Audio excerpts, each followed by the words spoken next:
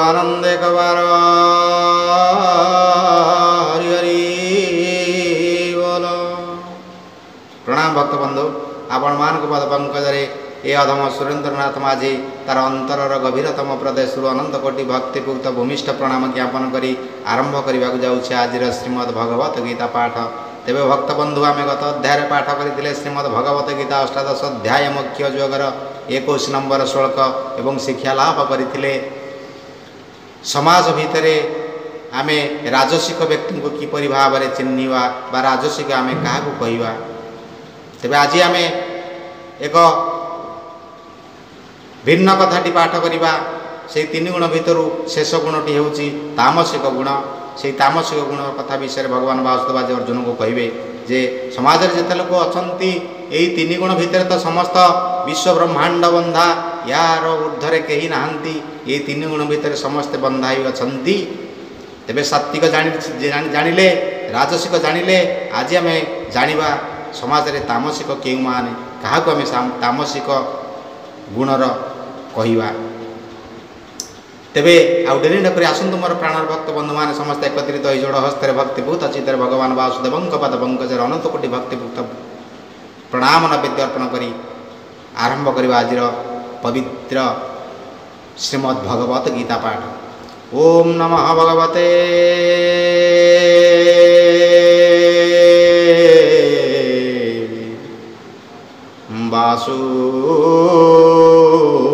वासुदेवाय।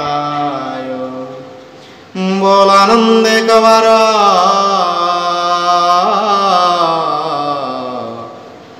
हरि हरि बोल। श्रीमद् भगवत गीता अष्टादश अध्याय मुख्य जोग एकविंश श्लोक। क्षमा करेंगे भक्त बंधु, एकविंश नुहे द्वाविंश श्लोक। एकविंश श्लोक आम गत अध्याय पाठ करते जो आम जानवा पाई राजसिक क्या कहवा। तेबे आज आम पाठ करवा 22 नंबर श्लोक। ये 22 नंबर श्लोक आम आज चिन्हवा तामसिक किए, तामसिक क्या कहती।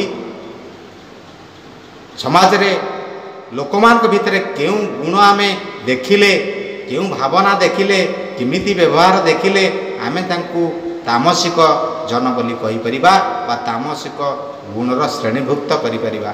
तेबे आसंतु पाठ करिबा श्रीमद् भगवत गीता अष्टादश अध्याय मुख्य जोगर 22 नंबर श्लोक। जतु कृष्ण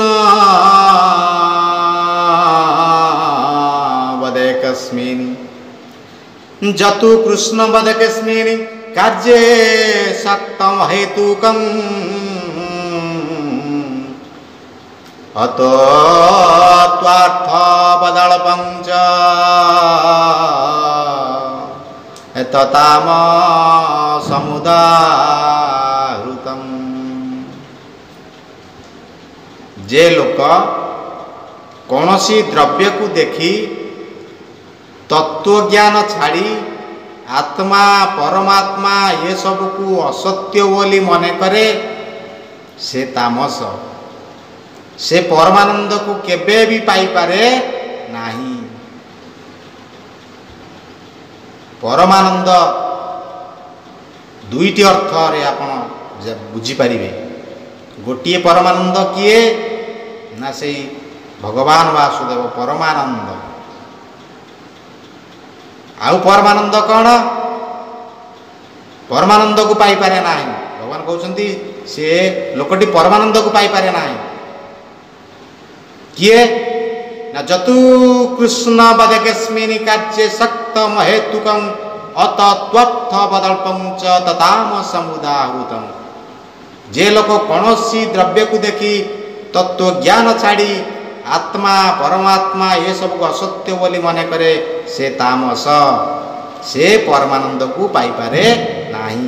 अर्थात एपरी लोक भगवान परमात्मा को परमानंद को केबे भी पाई पारे नाही। आ गोटे परमानंद कौन ना संसार रे सात्विक जो माने रहिले से ପରମାନନ୍ଦରେ ପରମାନନ୍ଦରେ ଥାନ୍ତି, ଆନନ୍ଦରେ ଥାନ୍ତି। ଯେତେ ଦୁଃଖ ଆସୁ ଦେଖେ, ଯେତେ କଷ୍ଟ ଆସୁ, ସୁଖ ଆସୁ, ଦୁଃଖ ଆସୁ, ହସ ଆସୁ, କନ୍ଦ ଆସୁ, ସବୁବେଳେ ସେ ସମାନ ଭାବରେ ଥାନ୍ତି, ସବୁବେଳେ ସେ ପରମାନନ୍ଦରେ ଥାନ୍ତି। ଇଏ ହେଲା ଗୋଟିଏ ଅବସ୍ଥା, ପରମାନନ୍ଦ ଅବସ୍ଥା। ଏବଂ ଆଉ ପରମାନନ୍ଦ କ'ଣ ନା ସେ ହେଉଛନ୍ତି ସ୍ୱୟଂ ଭଗବାନ।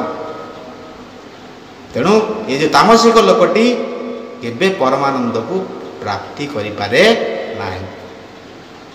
ସେ କ'ଣ କରେ, ସବୁ ଜିନିଷ ବିଶ୍ୱ ବ୍ରହ୍ମାଣ୍ଡରେ ଯେତେ ଜିନିଷ ଭକ୍ତବନ୍ଧୁ ଅଛି, ସବୁ ଜିନିଷର ଗୁଣ ଅଛି, କାର୍ଯ୍ୟ ଅଛି, ତତ୍ତ୍ୱଭିତ୍ତିକ ଜ୍ଞାନ ମଧ୍ୟ ଅଛି,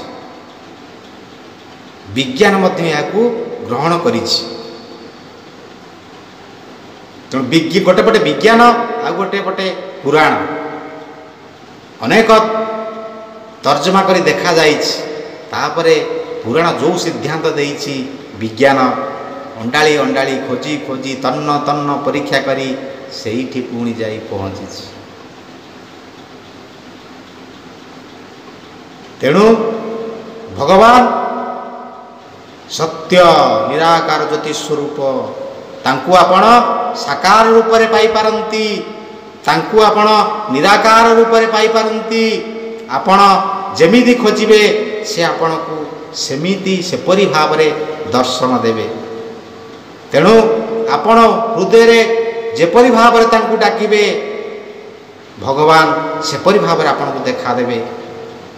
ଆପଣଙ୍କର ଭକ୍ତି ହୃଦୟ ଭିତରେ ଯେତେ ପ୍ରଗାଢ଼ ହେବ, ଭଗବାନଙ୍କୁ ପାଇବା ପାଇଁ ବାଟ ସେତେ ସରି ସରିଯିବ। ଭଗବାନଙ୍କର ନାମ ଆପଣ ଦିନ ସାରା 24 ଘଣ୍ଟା ଭିତରେ ଯେତେ ଅଧିକ ଜପ କରିବେ କିମ୍ବା ଅହର୍ନିଶି ଜପ କରିବେ, ତେବେ ସେତେ ସବୁ ପାପ କଳମସ ଧ୍ୱଂସ ହୋଇ ସରିଯିବ। ଏବଂ ଭଗବାନଙ୍କର କରୁଣା ଦୟା ସବୁ ପ୍ରାପ୍ତି ହେଇ ଚାଲିଥିବ ଆପଣଙ୍କ ଅଜାଣତରେ। ଆପଣ ଘରେ ବସିଥିବେ, ଆପଣଙ୍କର କର୍ମ ଆଉ କେହି ଜଣେ ସମ୍ପାଦନ କରିଦେଉଥିବ। ଏମିତି ବି ଅନେକତ୍ର ଦୃଶ୍ୟମାନ ହେଇଛି, ଅନେକ ଉଦାହରଣ ଅଛି। ଆମ ଜୀବନରେ ମଧ୍ୟ ଏମିତି ଅନେକ ଘଟଣା ଘଟିଛି, ଯେଉଁଠି ଆମ ଅନୁପସ୍ଥିତିରେ କେହି ଜଣେ ଆମର ସେସବୁ କର୍ମକୁ କରିଦେଇ ଯାଉଛି। ଏମିତି ଆପଣମାନଙ୍କ ଭିତରେ ଅନେକ ଭକ୍ତବନ୍ଧୁମାନେ ମଧ୍ୟ ଥିବେ, ଯେଉଁମାନେ ନିଜର ଜୀବନ ଭିତରେ ସତ୍ୟ ଘଟଣାମାନ ଉପଲବ୍ଧି କରିଥିବେ। ଆପଣଙ୍କର ଉପସ୍ଥିତି ନଥିବ, କିନ୍ତୁ ଆପଣ ଦୂରରେ ଥିବେ, କେଉଁ ଏକ ଭିନ୍ନ ସଙ୍କଟରେ ଆପଣଙ୍କର କିଏ ପରିବାର ପରିଜନ ଲୋକ ପଡ଼ିଥିବେ। ଆପଣ ଭଗବାନଙ୍କୁ ଦୂରରେ ଥାଇ ଚିନ୍ତା କରୁଥିବେ, ହେ ଭଗବାନ, ମୁଁ ତ ପାଖରେ ଥିଲେ ହୁଏତ କ'ଣ କରିପାରନ୍ତି, ମୁଁ ତ ଦୂରରେ ଅଛି, ହେ ଭଗବାନ ଆପଣ ଏଇ କାମଟିଏ କେମିତି କରିଦିଅନ୍ତେ। ସତୁ ସତ ଆଖିରୁ କହିଲା ବେଳକୁ ରୋମ ଟାଙ୍କୁରି ଉଠୁଛି, ଆଖିରୁ ଲୁହ ବୁନ୍ଦା ବୁନ୍ଦା ହେଇ ଝରିଯିବା ଭଳି ଲାଗୁଛି। ତେଣୁ ଆପଣ ଅନୁଭବ କଲେ ସେସବୁ କଥା ଜାଣିପାରିବେ। ଭଗବାନଙ୍କୁ ଭଜନ କଲେ, ମନନ କଲେ, ତାଙ୍କ ଭାବରେ ରହିଲେ, ଭକ୍ତିରେ ରହିଲେ, ଏସବୁ ନିରାଟ ସତ୍ୟ ଆପଣଙ୍କ ଜୀବନରେ ଘଟିବ ହିଁ ଘଟିବ। ତେଣୁ ଆପଣ ଚିନ୍ତା କରୁଥିବେ, ଏ ପ୍ରଭୁ ମୁଁ ତ ଦୂରରେ ଅଛି, ମୋ ପରିବାର ପରିଜନଟି କେତେ ଆକୁଳରେ ମୋତେ ଖୋଜୁଥିବ, ମୁଁ ତାକୁ ଟିକେ ବି ସାହାଯ୍ୟ କରିପାରୁନି। ମୁଁ ଯଦି ପାଖରେ ଥାନ୍ତି ଏମିତି ଟିକେ ତାକୁ ସାହାଯ୍ୟ କରିଥାନ୍ତି। ଏଇ କଥା ଆପଣ ଭାବିକି ଭଗବାନଙ୍କୁ ନିବେଦନ କରୁଥିବେ। ସେ ଭାବର ଠାକୁର ଭଗବାନ। ଆପଣ ମନ ମଧ୍ୟରେ ଯାହା ଚିନ୍ତା କରିଥିବେ ଅବିକଳ ଠିକ୍ ସେଇଆ ଆପଣଙ୍କ ଯେଉଁ ସାହାଯ୍ୟ ଆପଣ ପରିବାରର ଲୋକକୁ ଦେବାକୁ ଚାହୁଁଥିଲେ, ଗୋଟି ଗୋଟି କରି ସେଇ ସାହାଯ୍ୟ କେହି ଜଣେ ଆସି କରିଦେଇ ଯାଇଥିଲେ, କେହି ଜଣେ ଅଜଣା ଲୋକ। ଏମିତି ଅନେକ ଦୃଷ୍ଟାନ୍ତ ଜୀବନରେ ଘଟିଛି, ଆପଣମାନଙ୍କ ଜୀବନରେ ମଧ୍ୟ ଘଟିଥିବ। ତେଣୁ ଏଇ ଯେଉଁ ତାମସିକ ଲୋକଟି କ'ଣ କରେ ନା, ଯେ ଲୋକ କୌଣସି ଦ୍ରବ୍ୟକୁ ଦେଖି ତତ୍ତ୍ୱ ଜ୍ଞାନ ଛାଡ଼ିଦିଏ, ଆତ୍ମା ପରମାତ୍ମା ଏସବୁକୁ ଅସତ୍ୟ ମନେ କରେ। ଆତ୍ମା କ'ଣ, ପରମାତ୍ମା କ'ଣ, ସ୍ତ୍ରୀ ଆଉ ପୁରୁଷ ଏ ଦୁଇ ଜଣଙ୍କର ସଂଯୋଗରେ ନୂତନ ଜୀବନ ସୃଷ୍ଟି ହୁଏ।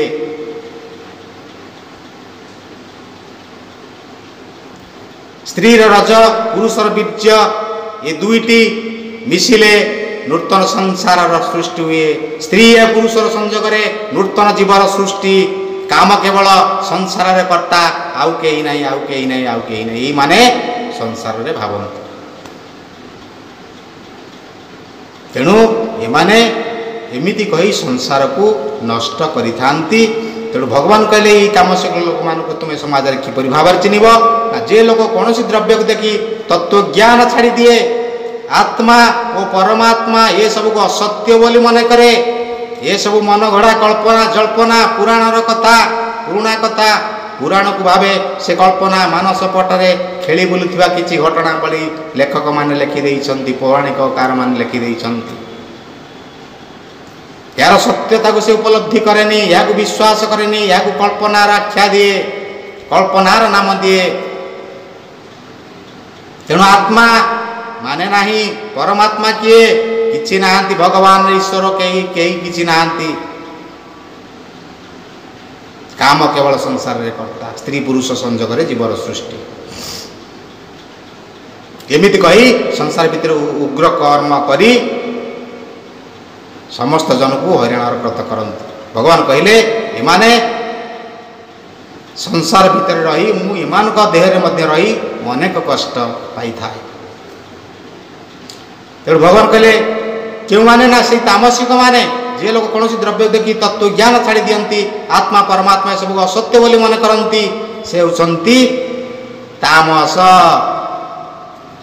से केबे भी परमानंद को पाती नाही निजर कर्म द्वारा से नीच गति तांको प्राप्त होता है धीरे धीरे धीरे धीरे निजर पाप कर्मश द्वारा नीच कर्म द्वारा शास्त्र विरोध रे जाई एवं शास्त्र जाको मना कर जो कर्म करणीय नुहे से कर्म करी से कौन करती ना बद्ध हुअंती आ मोक्ष हो पारती ना से तलकू तलकू नीच गति तांकर हुए तांकर आउ मोक्ष गति ना से केबे भी आउ भगवान को शरण रे आसी पारती ना तेणु भक्तबंधु आज तो समय है तेणु आज कथावस्तु को यहीठार विराम देवा श्रीमद् भगवत गीता पाठ को यहीठार सांग करने आपण मान अनुमति भिक्षा करुच्ची अधम सुरेन्द्रनाथ माझी तेरे पुणी अनुरोध करुच्ची आसतु मोर प्राण भक्त बंधु मैंने समस्ते एकत्रित हो जोड़ हस्तरे भगवान वासुदेव पदपंकजरे अनंत कोटि भक्तिभुक्त प्रणाम नैवेद्य अर्पण कर आज यहीठार सांग करवा पवित्र श्रीमद् भगवत गीता पाठ को ओम नमः भगवते वासुदेवाय बोल आनंद एक बार हरि हरि